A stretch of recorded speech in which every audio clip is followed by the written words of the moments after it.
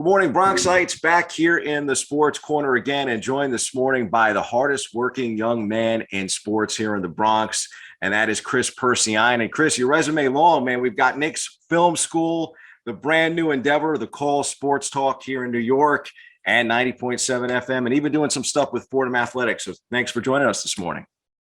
Thanks for having me, Bobby. It's my pleasure to be here. Always great to catch up. And yeah, I know with the NBA season upon us, I figured the best place for us to start would be to talk some Knickerbocker basketball. The orange and blue are back and optimism is very high. I know I've gotten a chance to speak with you off the air about the Knicks and their prospects this year. What, in your mind, would constitute a successful 2022-23 season for the Knicks? You know, I think head coach Tom Thibodeau and this Knick roster are primed to make a play-in appearance at least. That I'm not going to talk about a specific number of wins because that's always relative to the other teams in the league. But with how the NBA playoffs works now, given this new play-in system where two teams are afforded the opportunity to compete for playoff seeding, I think the Knicks bare minimum for this season should be qualifying for that play-in tournament, win or lose. Make it to the playoffs or not, they've got to be there. All right. So the big question, I think, for Knicks fans is how much of a return are the Knicks going to get on their prized free agent addition in point guard Jalen Brunson? Coming into the season, I was pretty confident in Brunson returning his value. I have him somewhere right now as like the 17th or 18th best point guard in the NBA. He's making a rate that would correlate with the 14th best point guard in the NBA, 14th highest paid point guard. A couple of guys, John Morant, LaMelo Ball, will see their rookie extensions kick in, and boom, all of a sudden it'll be, matched up with how good he is. Eventually, this might end up being a good deal for the Knicks, so long as Brunson can provide consistent and steady scoring and playmaking when the team needs it.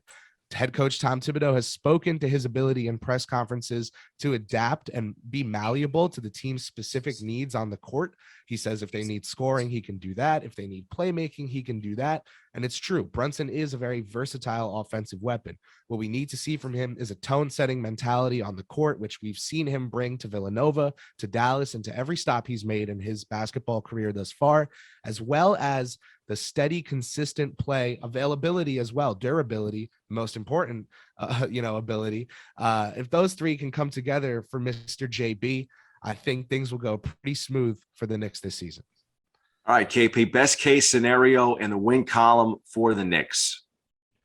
If everything really gels for this team, they have the best bench unit in the NBA out of all 30 teams. The Hartenstein, Toppin, Fournier, eventually with Grimes getting bumped to that starting lineup, hopefully Derrick Rose and Emmanuel Quickly. If they can be the best bench unit in the league, the starters can match the other starters' minutes. They can win all the bench minutes and come out closely on top of games, how Thibodeau teams historically do.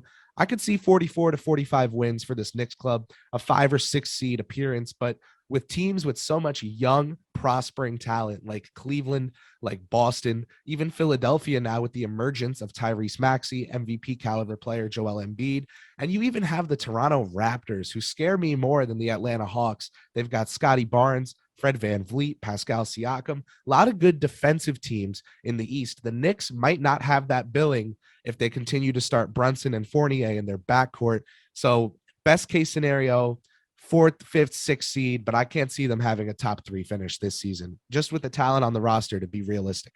I'm pretty sure most Knicks fans would sign up for 40-plus wins and fighting for one of those final playoff spots. Yeah, listen, New Yorkers want to see a team that's gritty, that goes to work every day and does their best, that takes pride in their work. People want to see a team that likes playing for them, that doesn't feel like it's a chore for them. And that's why when you have players like Julius Randle who have some issues with the fans like he did last season, the fans here in New York really don't take kindly to it. You'll see guys have the highest of highs and the lowest of lows here in New York. But the way to assure you're on the better path is to just lunch pail, get to work, play defense, play hard like Thibodeau does or likes to with his teams, win 40 games, get in that play-in, and see what do your best from there. See what happens from there.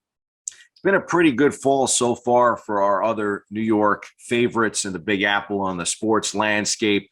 We've seen the Yankees and Mets make the playoffs, even if the Mets, of course, it didn't work out for them in the first round. Yankees cooking right now, I would say, for the most part. And then our football fans have been treated to some really terrific football with the Giants and the Jets. And I know our Bronxites are really optimistic about the return of Saquon Barkley because he's a Bronx native, a New York guy. So give me your 2 cents on what you've seen so far from Saquon and from the New York Football Giants. Saquon Barkley is back. That's the only way to put it. Injuries have kind of derailed his progression and development throughout his career, but he's playing better than he did in his rookie season. Not only does he look as athletic and as punchy out there on the field, but he's doing a better job this season than ever of finding holes, getting through them, taking contact, and getting this team some much needed yards. Now, you have to credit head coach Brian Dable and Mike Kafka here for getting him open in space and making sure he gets the ball. This was an issue in that rookie year. Even though he had a fantastic season, he didn't get to work in open space too much. When he did, he made teams like the Philadelphia Eagles look silly. He busted a 63-yard run on them in which he crossed up about 8 or 9 of their 11 defenders. He's back to that level of explosiveness this year, and he's a better football player than ever. The New York Giants need it desperately, Bobby. Their offense does not have a lot of versatility to it. Their wide receiver one is a kick returner, and their quarterback is playing tough as nails this year, but he's not exactly the kind of guy that can extend a play. And those are the guys that are winning games in the NFL today.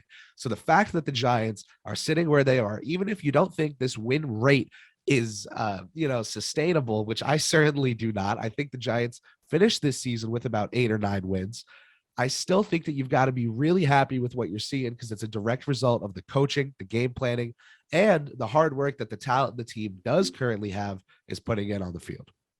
Conversely, Giants, of course, have looked very good. Saquon, I think, has been, the man, I would say, for Big Blue. The Jets have looked pretty good and I think are making strides. Jet fans have to be happy about having Zach Wilson back and healthy. And what is probably best case scenario for Gang Green if you had to look at it in terms of prognostication, Kris? Well, listen, the Jets might not be 4-1 like the Giants, but they are 2-0 with Zach Wilson under center.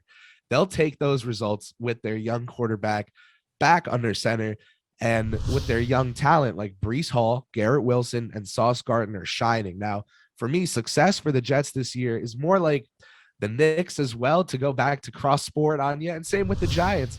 It's less about the win total on paper and more about the development of the young players.